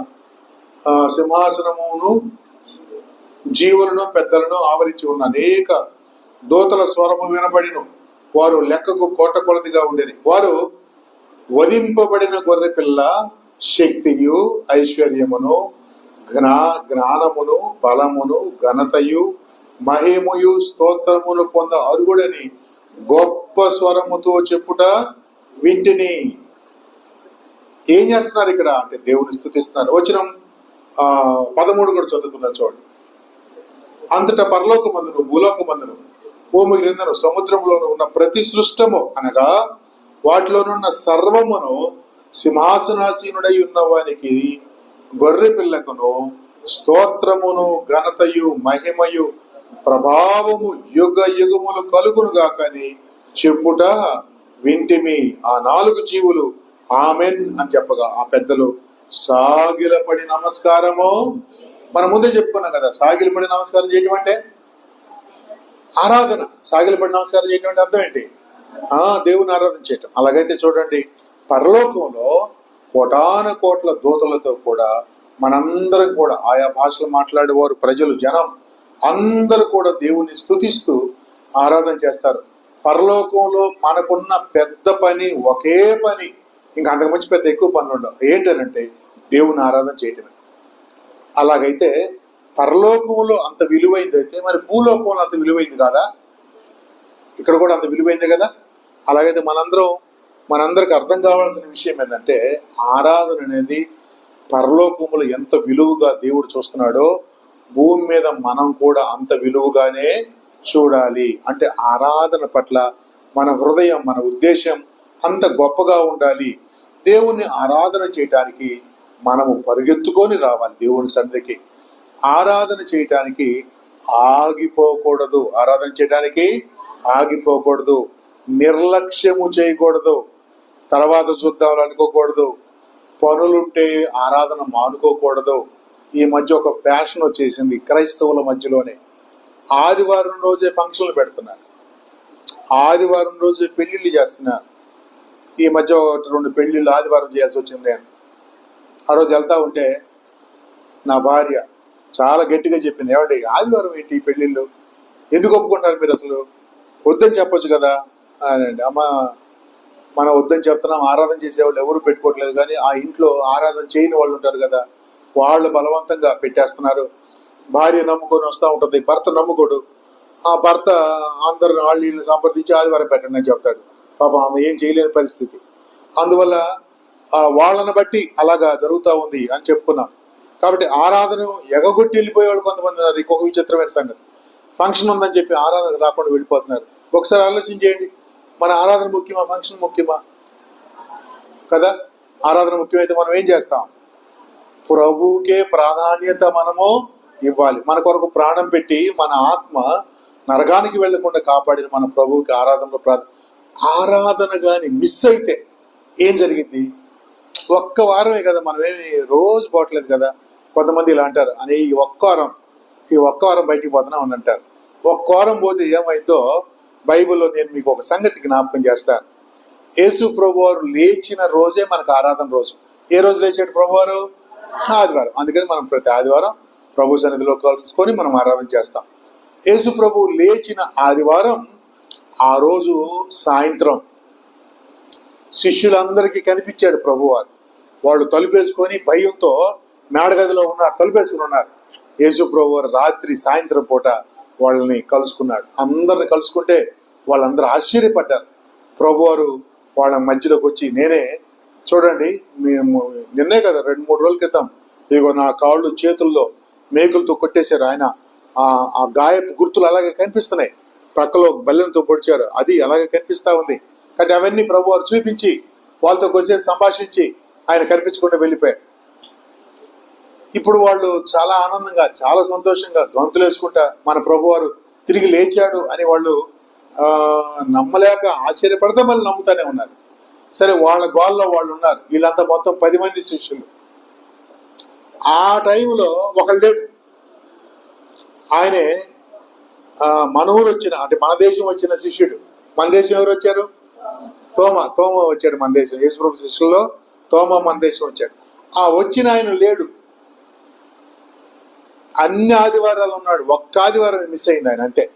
ఈ ఒక్క ఆదివారం మిస్ అయితే ఆ ఒక్క ఆదివారం రోజు మిగిలిన శిష్యులందరికీ యేసు ప్రభు కనిపించి పునరుద్ధానుడైన యేసు ప్రభుని స్వయంగా పట్టుకొని చూశారు. వాళ్ళు నమ్మారు, ప్రభువుని నమ్మారు. వాళ్ళకి కనిపించారు, వాళ్ళతో మాట్లాడాడు, అయిపోయింది. ఇప్పుడు ఆ ఒక్క వారం లేని ఆ తోమ తర్వాత తెల్లారి వాళ్ళ దగ్గరికి వచ్చాడు. వస్తే వాళ్ళు చెప్పారు, రాత్రి ప్రభు వచ్చాడు, మేమందరం ప్రభువుని కలుసుకున్నాం, చూసాం, ఎంత గొప్ప దేవుడు మన దేవుడు. 3 రోజుల క్రితమే కదా కొట్టి ఆయన్ని కదా చిత్రవద చేసి చంపేశారు కదా. కానీ మన ప్రభు వారు ముందుగానే చెప్పినట్టుగా 3వ దినాన్ని తిరిగి లేచాడు. ఆయన సమాధిని జయించి తిరిగి లేచాడు అని వాళ్ళందరూ చెప్తా ఉంటే ఒకరి తర్వాత ఒకళ్ళు ఆ తోమాకి తెగ చెప్పేశారు వాక్యం. 10 మంది చెప్పారు. 10 మంది వాక్యం చెప్పిన తర్వాత తోమా చివర్లో ఏమన్నాడు తెలుసా? నేను నమ్మనంటే నమ్మను. ఏమన్నాడు? నమ్మనే నమ్మనన్నాడు. మరి ఎప్పుడు నమ్ముతారా? నేను ఆయన గాయాల్లో ఏలు పెట్టి చూస్తే తప్ప నేను నమ్మను. వినండి, 3.5 సంవత్సరాలు యేసు ప్రభుతోటి తిరిగాడు. ఎన్ని అద్భుతాలు చూశాడు, ఎన్ని ఆశ్చర్యకార్యాలు చూశాడు. ఆయన కన్నులార చూస్తూ ఉండగా కొద్దిగా 5 రొట్టెలు ఉన్నాయి, 2 చేపలు ఉన్నాయి. ఆడ జనం చూస్తేనేమో వేల మంది ఉన్నారు. యేసు ప్రభు వారు అటు కన్నులెత్తి ప్రార్థన చేసి ఆ మొక్కలను విరిచి వాళ్ళ చేతులకే ఇచ్చాడు. యేసు ప్రభు మంచల ఎవరికి ఇచ్చాడు? ఈ దిదుమా తోమాకు కూడా ఇచ్చాడు కదా. తోమా కూడా ఆ రెట్లు తీసుకెళ్ళాల పంచుతూ ఉంటే వస్తూనే ఉన్నాయి. తిన్నారు జనమంతా. మళ్ళీ ముక్కలన్నీ ఎత్తితే 12 గంపలకు వచ్చాయి. అది కన్నులార చూశాడు కదా తోమా. ప్రభువుని నమ్మాలి కదా. వాళ్ళు మరి పడవలో వెళ్తా ఉంటే పెద్ద తుఫాను వచ్చిందా? ప్రభువారు గాలిని సముద్రాన్ని గద్దించినప్పుడు ఒక్క క్షణంలోనే గాలి నిమ్మలమై ఊరకుండిపోయిందా? అది చూసారా? వాళ్ళు ప్రాణాలు చచ్చిపోయాం అనుకున్నారా? చూస్తూ ఉండగానే కదండి. మరి 12 సంవత్సరాల అమ్మాయి చనిపోయి ఉంటే అక్కడికి వెళ్ళి యేసు ప్రభు వారు చిన్నదానా లే అని చెప్పగానే ఏమైపోయింది? లాజరు సమాధి దగ్గరికి వెళ్ళారు కదా. లాజరు సమాధిలో ఉండగా అందరు చూస్తూ ఉండగా లాజరు బయటికి రా అని పిలిస్తే 4 రోజుల క్రితం చచ్చిపోయి కుళ్ళిపోవలసిన వాడు లేచి మళ్ళీ జీవంతో వచ్చాడు కదా. ఇవన్నీ కన్నులారా చూసారా లేదా? చూస్తూనే ఉన్నారు కదా. చూసిన తోమ ఒక్క ఆదివారం ఒక్క ఆరాధనకు రాకపోతే ఆయన హృదయంలో ఏమొచ్చిందో తెలుసా? అవిశ్వాసము. ఏమొచ్చింది? అవిశ్వాసం. ఎన్ని ఆదివారాలు మానేస్తే వచ్చింది? అందరు పలకండి. కాబట్టి మనం ఎన్ని వారాలు మానేయొచ్చు? ఒక్క ఆదివారం కూడా మిస్ అవడానికి వీలు. అంటే మానేస్తే మన విశ్వాసానికి గండి పడుతుంది. ఆ వారం దేవుడు నీతో మాట్లాడే మాట నీకు అర్థం కాకపోతే ఆయన నోట్లో నుంచి నేను నమ్మను అనే మాట వచ్చింది. యేసు ప్రభు వారు తర్వాత కలుసుకొని ఆయన చెప్పాడు కదా, అవిశ్వాసివి కాక విశ్వాసివై ఉండుము అని అన్నాడు. అలాగైతే ఆరాధనకు మన జీవితంలో ప్రాధాన్యత ఇవ్వాలి అని అంటే ముందుగా మనం దేవుని సన్నిధిలో ఉండాలి. ఆదివారం మన బల్ల ఆరాధన సమయం మన ఇష్టం, మనం ఏదో సమయం పెట్టుకుంటాం. ఆ సమయానికి మనం అందరము చేరి రావాలి. నీ కొరకు యేసు ప్రభు వారు రక్తం కార్చి ప్రాణం పెట్టాడు. ఆయన స్తుతించడానికి, ఆయన గణపరచడానికి దేవుడు ఈ ఆరాధన కోరుకున్నాడు. ఇది ఆయనకి ఇష్టమని చెప్పాడు. ఒక వచనాన్ని మనం చదువుకుందాం. క్రొత్త నిబంధనలో చదువుకుందాం. చూడండి, క్రొత్త నిబంధనలో గలతీయులకు రాసిన పత్రిక, అపోస్తలుడైన పౌలు గలతీయులకు రాసిన పత్రిక 2వ అధ్యాయం 20వ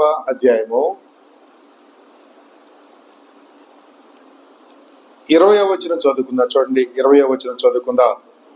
నేను క్రీస్తుతో కూడా సిలువ వేయబడి ఉన్నాను, ఇకను జీవించువాడను నేను కాను, క్రీస్తే నా యందు జీవించుచున్నాడు.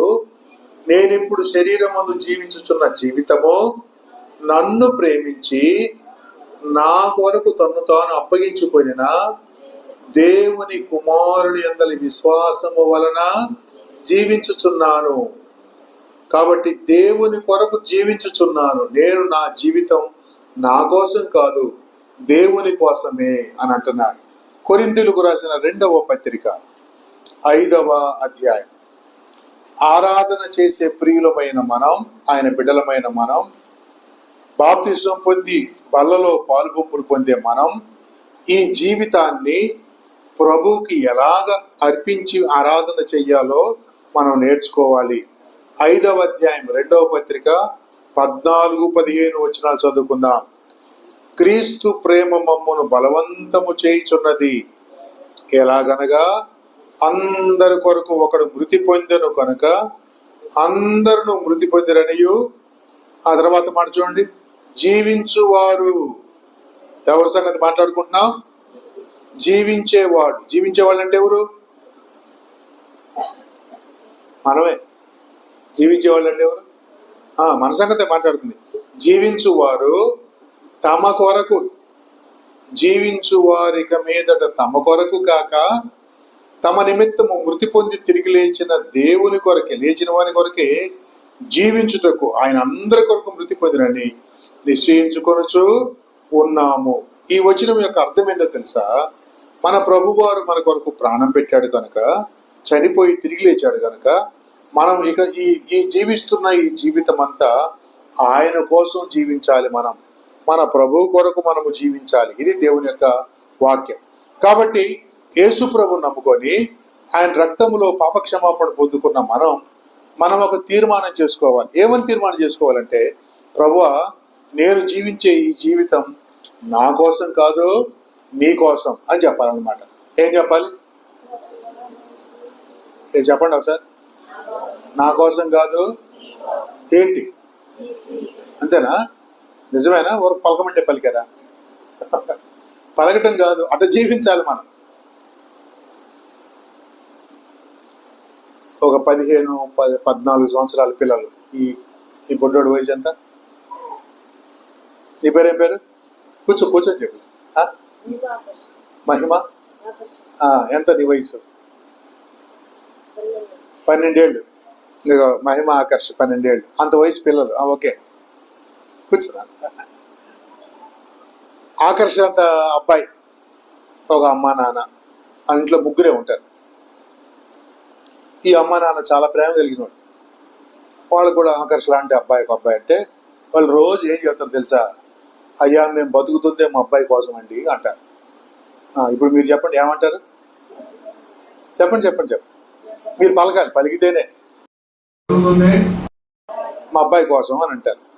ఇది రోజు ఎవరు వచ్చినా చెప్తారు. వాళ్ళ ఇంటికి ఎవరని రాని ఆ మాటలు ఈ మాటలు వందనాలు చెప్పి టీ తాగిన తర్వాత, అయ్యా అసలు మేము బతికితే మా అబ్బాయి కోసం అండి అంటే పిల్లోడికి ఎంత ఆనందంగా ఉంటుంది కదా. ఇంటా ఉంటే నా కోసమే మా అమ్మ నాన్న బతుకుతున్నారు. ఓహో, మా అమ్మ నాన్న నా కోసం బతుకుతున్నారు. సడన్ ఓ రోజు ఏం గుర్తొచ్చిందంటే, వీళ్ళు అసలు బతుకుతుందే నా కోసం కదా. నాకేమో క్రికెట్ ఆడుకోవాలనిపిస్తుంది, అవేమో లేవు బ్యాటు బాల్. మా అమ్మ వాళ్ళని అడుగుదామని చెప్పి, అమ్మ నాన్న ఈరోజు బజార్కి వెళ్ళి వచ్చేటప్పుడు క్రికెట్ బ్యాటు బాల్ ఎన్ని కొనకరండి వికెట్లో చెప్పారు.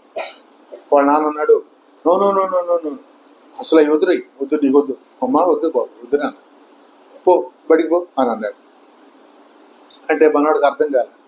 ఇలా రోజు జనానికి ఏం చెప్తున్నారు? బతుకుతుందే నీకోసం అన్నారు. కానీ పాప పిల్లోడు క్రికెట్ అడిగితే బ్యాట్ అడిగితే ఇవ్వాల. సరేలేని ఊరుకున్నాడు. 4 రోజులు అయిన తర్వాత అటు షాప్ దగ్గరికి పోతా ఉన్నారు. వస్తా ఉంటే మంచి ఐస్ క్రీమ్ పంపించినాడు. అప్పుడు మళ్ళీ అడిగాడు, డాడీ అదో ice cream, cone ice cream, అది కొని డాడీ అన్నాడు. వద్దు వద్దయ్యా, వద్దురా నీకు ఐస్ క్రీమ్ వద్దు. పాపం వాడు గుట్టకలు మింగి వద్దు అన్నాడు. ఇంటికి పోయి మళ్ళీ సాయంత్రం ఎవరు వచ్చారు. వస్తే ఏం చెప్తున్నారు మళ్ళీ? అసలు బతుకుతుందే వీడి కోసం అంటే మేము అన్నారు. మళ్ళీ అప్పుడు కొత్తగా వచ్చిన ఈ డ్రెస్సులు, జీన్ ప్యాంట్లు. అడిగాడు, డాడీ జీన్ ప్యాంట్ కొని అన్నాడు. అది వద్దులేరా, మామూలు ప్యాంట్ చాలు నీకు. అది మామూలు ప్యాంట్. ఇట్లా వీడు ఏమన్నా అడగని వాళ్ళ అమ్మ నాన్న ఏమంటున్నారు? వద్దనే అంటున్నారు. వీడిగా మళ్ళీ జనం వచ్చినప్పుడల్లా ఏం చెబుతున్నారు? మేము బతుకుతుందే మా అబ్బాయి కోసం అని.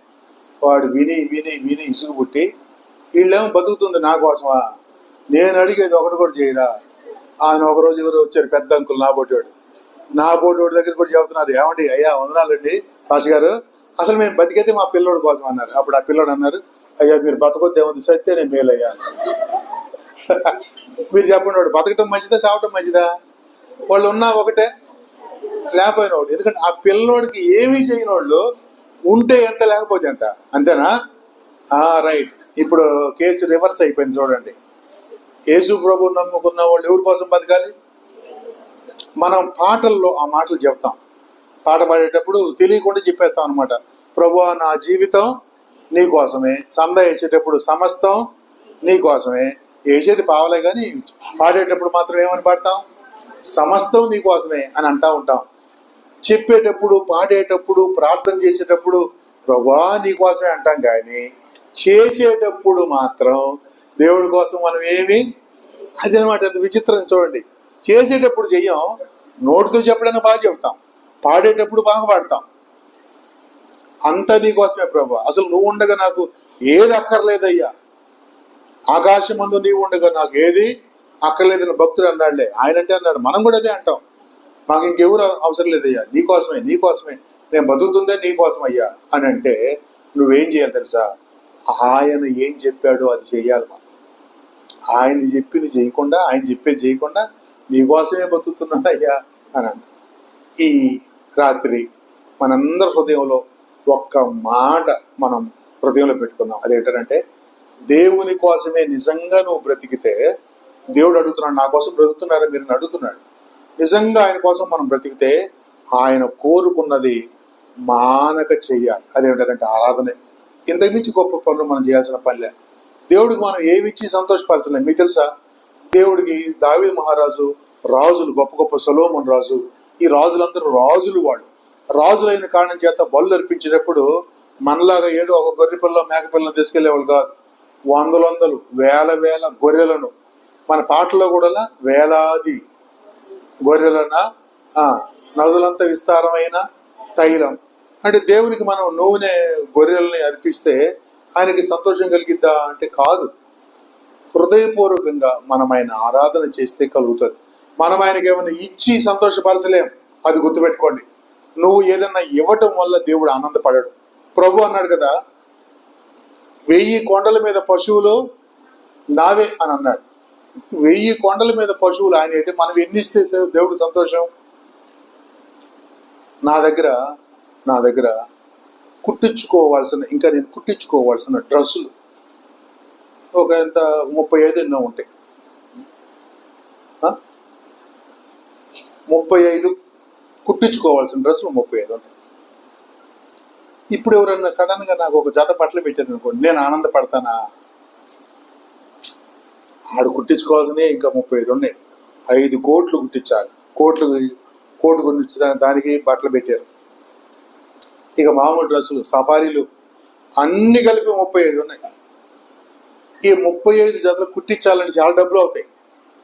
అవన్నీ కుట్టించేసుకోవడానికి ఇంకో 15 ఏళ్ళు వస్తాయి నాకు. అవి సడన్ గా ఎవరన్నా నాకు ఒక డ్రెస్ తీసుకొచ్చి ఇస్తే నేను పెద్ద ఆనందపడతానా? పడను. పెద్దోళ్ళకి అందుకే బహుమానాలు ఇస్తే వాళ్ళు ఏం మొఖాలు ఏం ఆనందం ఉండదు, సంతోషం అసలు ఉండదు. పేదోళ్ళకి ఇచ్చుకోవడం, లేని వాళ్ళకి ఇచ్చుకోవడం సంతోషపడతారు కదా, అవునా? మరి దేవుడికి నువ్వు ఏమి ఇస్తే సంతోషం? ఎంత డబ్బులు ఇస్తే సంతోషం? ఎన్ని బళ్ళు అర్పిస్తే సంతోషపడతాడు ఆయన? ఎంత చందా వేస్తే సంతోషపడతాడు ఆయన? వాటికి దేవుడు సంతోషపడేవాడు కాదు, అది గుర్తుపెట్టుకోవాలి మనం. మరి దేనికి సంతోషపడతాడు ఆయన అంటే, నీ హృదయపూర్వకంగా ఆయనకి స్థుతులు అర్పిస్తే సంతోషపడతాడు. అంటే దేవుడు ఏం కోరుకుంటున్నాడు మన దగ్గర నుంచి అంటే ఆరాధన కోరుకుంటున్నాడు. ఆరాధన 2 రకాలు. ఆరాధన ఎన్ని రకాలుగా ఉంటుంది? 2 రకాలుగా ఉంటుంది. నంబర్ 1 వ్యక్తిగత ఆరాధన. నువ్వు ఒక్కడివే నువ్వు చేసుకుంటావు, అవసరమైతే మీ కుటుంబంలో మీరు కూర్చొని చేసుకుంటారు. ఇది వ్యక్తిగతమైన ఆరాధన. మన ఇంట్లో సొంతగా ప్రభుని గణపరచాలి, కీర్తించాలి. రెండవది సంఘముగా, సహవాసంగా ప్రభుని గణపరచాలి. ఇది దేవునికి చాలా ఇష్టం. అందరు కలిసి చేయడం అనేది ఇష్టం. దేవుని యొక్క గ్రంథంలో ఒక మాట ఉంటుంది, దేవుని ప్రేమ ఏమిటో తెలుసుకోవాలంటే పక్కన సహోదర సహోదరులు లేకపోతే మనకు దేవుని ప్రేమ అర్థమే కాదు. ఎఫెసీ పత్రికలో ఆ మాట ఉంటుంది, మీరు తర్వాత చదువుకోవచ్చు 3వ అధ్యాయంలో. దేవుని ప్రేమ వెడల్పు, లోతు, ఎత్తు ఎంత తెలుసుకోవాలంటే సమస్త పరిశుద్ధులతో కూడా అనే మాట మనం చదువుతాం. ఈ పరిశుద్ధులు లేకుండా అది మనం తెలుసుకోలేం. అలాగే ఆరాధన కూడా ఎప్పుడు గొప్పగా ఉంటుంది అంటే దేవుని పిల్లలతో కలిసినప్పుడే. అందుకని ఆయన అన్నాడు, కలిసి ఎక్కడ 2-3 ఉంటే వారి మధ్యలో నేను ఉంటానని చెప్పాడు. కాబట్టి మన ప్రభు మన దగ్గర నుంచి ఏం కోరుకుంటున్నాడంటే నిజమైన ఆరాధన కోరుకుంటున్నాడు. అందుకని వాక్యం, ఎదురుగా ఉన్న వాక్యం చదవండి. దేవుడు ఆత్మ గనుక ఆయన ఆరాధించువారు ఆత్మతోనూ సత్యముతో, అంతే తప్ప మిగిలిన ఏమి వస్తువులు ఏమి కల్పించలేదు. చూసారా, ఆత్మతోనూ సత్యముతో. అది దేవుడు మన దగ్గర నుంచి కోరుకుంటున్న ఆరాధన. ఈ ఆరాధన ఆయన ఇష్టపడుతుంటే నువ్వు నేను ఆ ఒక్కటి చేయకపోతే, మన కోసం దేవుడు ఇన్ని చేసి దేవుడు మన దగ్గర నుంచి ఎన్ని అడుగుతున్నాడు? ఒకటే అడుగుతున్నాడు. ఆ ఒక్కటి కూడా ఎట్ట చేయాలి? మనం సత్యంగా చేయాలి, నమ్మకంగా. సత్యంగా చేయడం అర్థం ఏంటి? నమ్మకంగా చేయాలి. కాబట్టి నమ్మకంగా మనము దేవుడి సన్నిధిలో ఆరాధన చేయాలి. దేవుడు మన కోసం చేసిన ఈ కార్యాలన్నీ మనకు అర్థమైతే మన ప్రియ ప్రభుని ఆరాధన చేయకుండా మనము మానలేము. ఆ ప్రియ ప్రభుని గణపరచకుండా మనం మానలేము. సహోదరులు మన సంఘాల్లో మనందరూ తెలుసు కదా, సహోదరులు బహిరంగంగా స్తుతులు చెల్లిస్తారు. అంటే వాళ్ళు ఒక్కళ్ళని ఆరాధన చేస్తున్నారని కాదు అర్థం. సహోదరులు మనందరి కోసం దేవుని దగ్గర స్తోత్రాలు చెప్తున్నారు.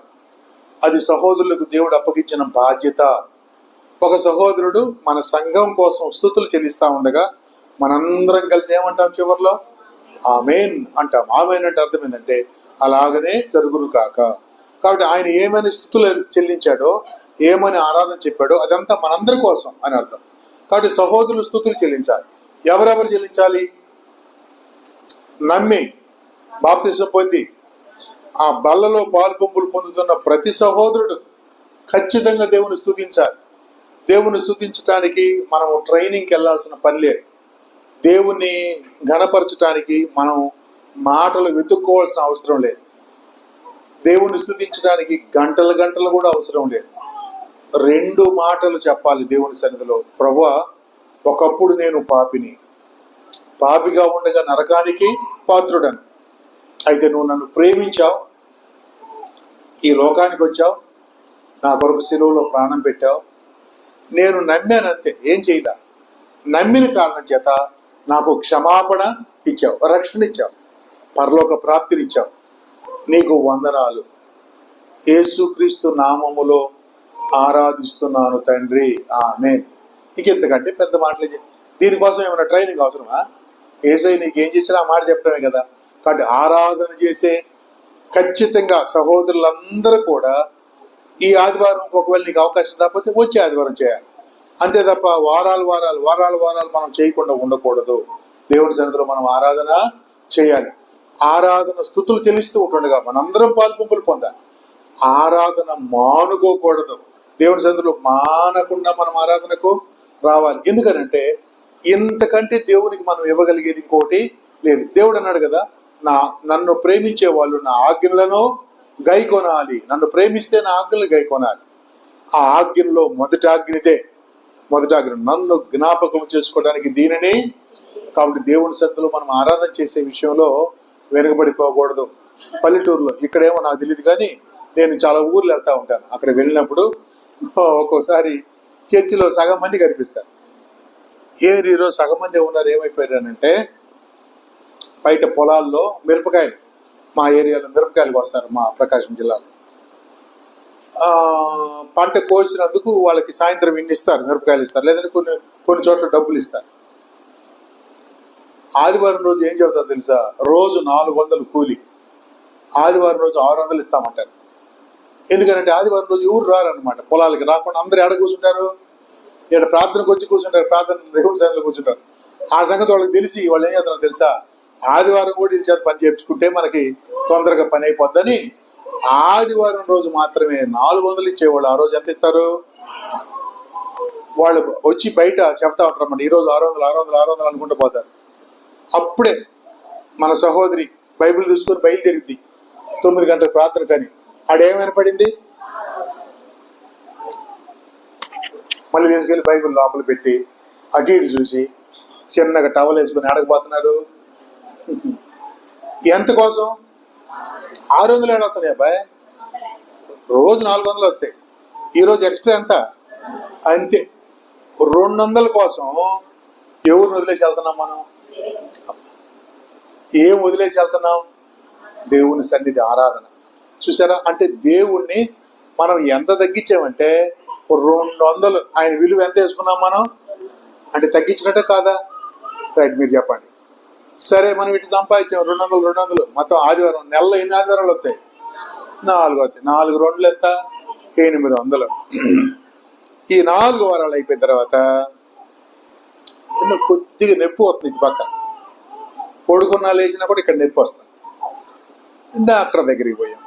డాక్టర్ దగ్గరికి పోతే ఆయన అన్నాడు స్కానింగ్ తీపించుకోని చెప్పాడు. స్కానింగ్ ఎంత అంటే 1600. మనకు వచ్చింది ఎంత? సరిపోయిందా? చాలేదా? సరిపోయింది ఏంద్రా బాబు, ఇంకొక నెలది అడ్వాన్స్ కూడా వేసేసాడు దేవుడు. అది అన్నమాట. మనకు వచ్చినట్టు కనిపిస్తాయి, ఉండవు. ఏ డబ్బులు ఉండవో తెలుసా? ఆరాధన ఎగ్గొట్టి వచ్చిన డబ్బులు ఉండవు. దేవుణ్ణి పక్కన పెట్టి సంపాదించుకున్నది ఏది కూడా మనకి. ఈ సంగతులన్నీ మీకు బాగా తెలుసు, కాకపోతే నేను ఊరకు మళ్ళీ జ్ఞాపకం చేస్తున్నాను అంతే. మనకు బాగా తెలుసు. మనం చెప్పేటప్పుడు దేవునికి ఇలా చెప్పాలి, ప్రభువా నీకోసమే జీవిస్తున్నాను అని అందరూ ఒకసారి అనండి. ప్రభువా నీకోసమే జీవిస్తున్నాను. 200 ఎక్స్ట్రా వస్తే నిన్ను వదిలేసి వెళ్ళిపోతా. ఇది మన పరిస్థితి.